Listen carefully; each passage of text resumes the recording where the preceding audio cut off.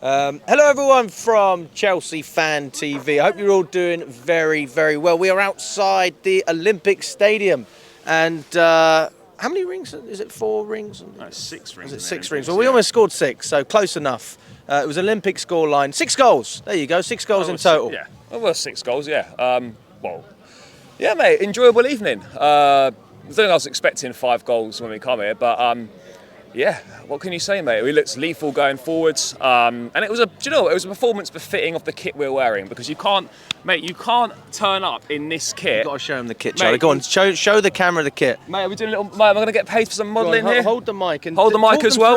Talk them through your fit. Well, mate, we'll forget. Well, actually, to be fair, yeah, no, we got the fit going. We got what? We got the Air Force Ones, and some shitty trousers, and then the real main bit is the third kit. Total 90. What are we doing here? Total 90 rebrand, I suppose. Got a nice blue line in here. Got an old school Chelsea badge, and then of course we've got the World Champions badge as well. We're going to spin round as well. Nothing on the back at the moment. But yeah, it's looking good. This is what it's all about, mate. When you've got this shirt on, mate, you can't put in a shit performance. Who's gonna be the next player on the back, based on what you saw today? Mate, if I had to base it on today, it would be Estevao. But Estevao. It's a bit weird walking around with an 18-year-old on your back, isn't it? Fuck's sake, Charlie. Well, it is a little bit strange, isn't it? Why is it weird? I don't know, mate. He's an adult. Well, he's an adult, yeah. I mean, but still. There's maybe a little bit, but after you get over that initial win, when he's 19, mate, you can put him on the back. Maybe wait till he's 19. Yeah, wait till he's 19, and then it's all right. But no, mate, we were very good today. Start wasn't good, by the way. You know, I was a little bit worried at the start when we obviously went 1 down early on. It was a ridiculous shot, by the way, but a catalogue of errors. Estevao gives the ball away to begin with. Not a total disaster, giving the ball away in the attacking third. But then we just stand off Paqueta, we just allow him to come through, get his shot off. It's a very good shot. I still feel Sanchez should do a little bit better. I know it comes very, very fast, but he goes with his wrong hand, and it almost sort of goes through him a little bit. I mean, at the time I was fuming with him. I've seen it back. I still think a top goalkeeper saves that. In my opinion, I still think a top keeper saves it. I didn't even see the goal, mate. Do you know, I got here about half an hour early. It took me 45 minutes to get in the ground. You didn't see the goal? No. And you've got in your back? You've got proper Chelsea on the back, and he didn't even get in the stadium for the first goal. I don't know what's going on. It's poor, isn't it? It's poor. It is poor, mate. West Ham, they've got to get a better stadium, mate. You can't even get in. Mate, you can't walk around with proper Chelsea on your back, and you don't even see the first fucking goal of the game. I know, it's not good. Hey, mate, I saw the second one they scored, but thank God that was disallowed. Well, even if that's disallowed, right? Which fine, whatever. Defensively from us, that was still really poor.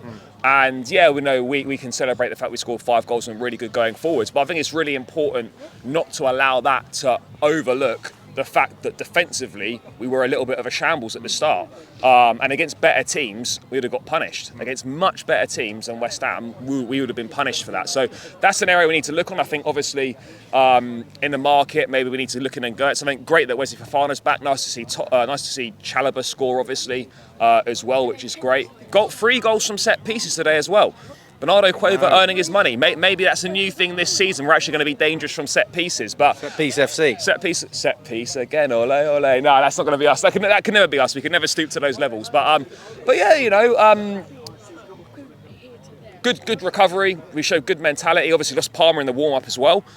Did you see that? No, I didn't realise. I'm just trying to think. Does anyone actually know what the injury is? He felt something in the warm-up, and they decided not to take a risk. Precautionary. But again, obviously we don't really know yet if he's going to be back for Fulham or not. So that's obviously like you're starting on the back foot there. You know, Palmer's out in the warm-up. They have that poor start. Regroups really well. Scored a brilliant goal. You know, with Pedro Neto, great play by Estevao. And we talk about, you know, not putting too much pressure on Estevao, wanting him to be, you know, eased in. The kid's ridiculous. Man of the match today. The assist of Pedro Neto's goal was outstanding. The guy's ready to start every week on that right-hand side. I know he won't because of his age, but this is an exceptional talent, mate. An exceptional talent. And I don't want to go over the top here, but providing he develops in the right way and we look after him and we nurture him, this could be the best player we've had since Eden Hazard, potentially. Ballon d'Or winner? Future Ballon d'Or winner? Yeah. Again, there's a long way to go to that, but yeah, in terms of the ability and the potential, you would say yes. But if you had to put your money on one player in the Premier League, the next player in the Premier League, and maybe not the next one because he's still a bit too young, but I mean, in the next 5 to 10 years, you could see something. Oh yeah, no, he's certainly up there, mate. He's certainly up there. I was very, very impressed with him. I thought he was outstanding. Pedro Neto as well, very, very good. How many times have we discussed Pedro Neto? You know, get him someone that he can put his crosses to in the box. Get him someone. You know, get him someone you stick in the box, and he's going to benefit from that. You know, good balls into the box today, and he arrives in the box as well, adding goals to his game now as well. Really nice goal, and that clever box movement as well. For his goal, which finished off a real nice team move. So this is strong, mate. Yeah, he's very and strong at physically holding as the well. ball. And in that second half as well, mate, and first half, just all game really. You know, physically strong, holding players off, using his body well. This is going to be a breakout season for him. You know, in terms of this is where we're going to see the proper Pedro Neto that we know is there. I mean, apart from the fact that he didn't necessarily have a striker that he could link up with in games and meet crosses, I mean, it's not just about that, is it? I mean, there's aspects that you saw today that didn't necessarily involve link-up and you still were impressed by. Do you think that one of the main reasons that, I don't want to say people disrespected Pedro Neto, but maybe undervalued him, is because we always want GA, fans always want goals and assists, and he didn't necessarily do as much of that last season as we would have wanted. But now he's scoring and getting assists consistently since the Club World Cup. I think it's starting to really open people up to him. Yeah, absolutely, mate. And you know, he's never really, if you look at his career at Wolves, he was never really a prolific goal scorer. It was always more assists that he was getting. And now he's adding goals to his game. End of last season, Club World Cup, as you say, start of this season. And I think this is a season where he can really push on and establish himself as one of the best wingers in the Premier League. It was good to see Enzo Fernandez get on the score sheet as well. Criticised a bit last weekend for his performance against Palace. He did look sluggish. He did look a little bit off the pace. But he responded with a good performance. Again, arriving late in the box to stick that ball in the back of the net. That's what you want. Runners from midfield, goals from midfield. And he's adding that, and it's good for him to get back on the score sheet and put in a decent performance as well. I think we should keep him on the right. I honestly think that Neto, that right spot is pinned down for me. I don't have an issue with Estevao filling in when need be, but if Palmer's going to be out and you've got Estevao in that 10, he actually said before he come to Chelsea, his agent come out and said he's going to be a 10 anyway. Yeah, that's part of the reason they chose Chelsea, because they wanted an opportunity to play as a 10. Maybe we'll see him as a 10, but on the right-hand side, it's obviously outstanding. You know, he's looking really, really good. And yeah, the attacking quality we've got is outstanding. There's no doubt about it. What about the midfield, mate? Because a lot of... well, I mean, Enzo was poor, wasn't he, against Palace? There's not really another way to describe it. So I guess the debate was, do you go with Santos and drop Enzo for that game, or do you put your faith in a player who's been one of our best, but does have a reputation based on last season? He had a very slow start. So I would have thought maybe that's going to happen again.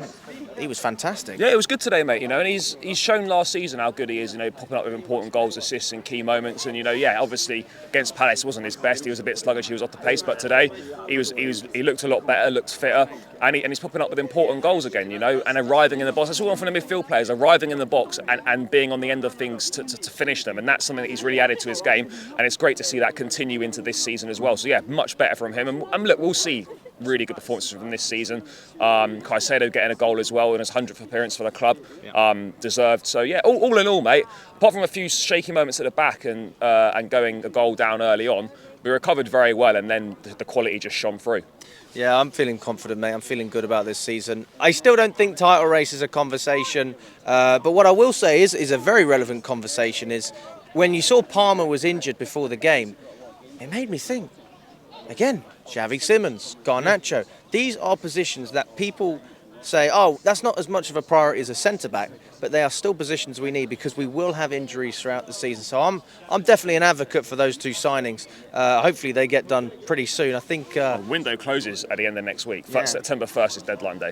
We've almost got rid of Chukwuemeka, and I think Anselmino's going on loan to Dortmund as well. What's your take on that? Because it's not a big fee, but apparently there's going to be a sell-on clause as well. Yeah, mate. Look, the Chukwuemeka one's always difficult dealing with Dortmund as well. He wants to go there. You know what they're like, negotiating wise with the money and stuff. So yeah, look, he wants to go there. We sell him, we move him on. on, get the sell-on clause, benefit that from a few years down the line. And in terms of Ansel Mina, if he goes there and he plays regularly, that's a really good loan for him. Playing in the Bundesliga, good league, Champions League football as well. So if he's going to play regularly, then that's a really good loan for him as well to develop and maybe come back next season and maybe have a role. Hey, listen, I think it's a double whammy because Dortmund took the piss with their first offer, and then they've actually. I'm guessing it's similar to Vega because that's a 40% sell-on clause. So if it's similar for Chukwuemeka, you can kind of justify it, but we'll see what happens. I know some people, from a footballing perspective, you would have had Vega here, but I just think once you've chosen to leave, that's it. He wanted to leave at the end of the day, so fair play to him. Went for his new challenge, and that's fine.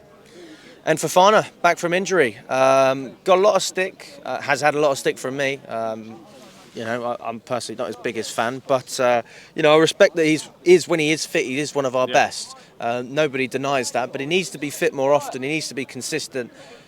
What's your take on Fofana? And also the whole Instagram thing as well. I don't know what the hell was going on there. Oh, man, I'm not really that arsed about all that stuff. He's kind of come out and said he's happy at Chelsea. He wants to be. I don't know what happened with the Instagram thing. I don't really pay too much attention to that. Good to see him back. Needed. Good that we were able to give him minutes in a comfortable situation like that. He's going to be really, really important for us, particularly in Colwell's absence. We know he's a quality defender. Let's hope he can stay fit and let's hope he can contribute this season, because if we don't get another centre back, his role takes on an even more important role. Yeah, it's not just Fofana, it's Lava as well. We can't keep having players in this team that aren't fit, because then when you have a player who genuinely does get injured and who doesn't always, you have a massive hole in there. So I'm hoping Fofana can stay fit. I haven't got a problem with him starting, but I mean, I'll ask you in the comments as well, 1 to 10, how likely is it that we'll get more than 20 games from him this year? I mean, that would be impressive in itself, but we'll see. He has had the surgery now, so hopefully that'll make a difference. It made a difference with Reece James having the surgery. It did. So let's hope it does. And I'm rooting for him because he's a top player on his day. So let's hope for the best. Who have we got next? Fulham. At home, 12:30 Saturday. What's your take on that one? I think we should beat them at home. I really do. Look, Fulham, can cause problems. Are a difficult side, but again, I just think with the quality we've got, maybe 1 or 2 new players through the door by then. We might see a couple of debuts. Simmons, maybe Garnacho. We should have way too much for them. So yeah. Hey, big up to you, Charlie. Thanks so much, mate. Nice one, mate. Pleasure.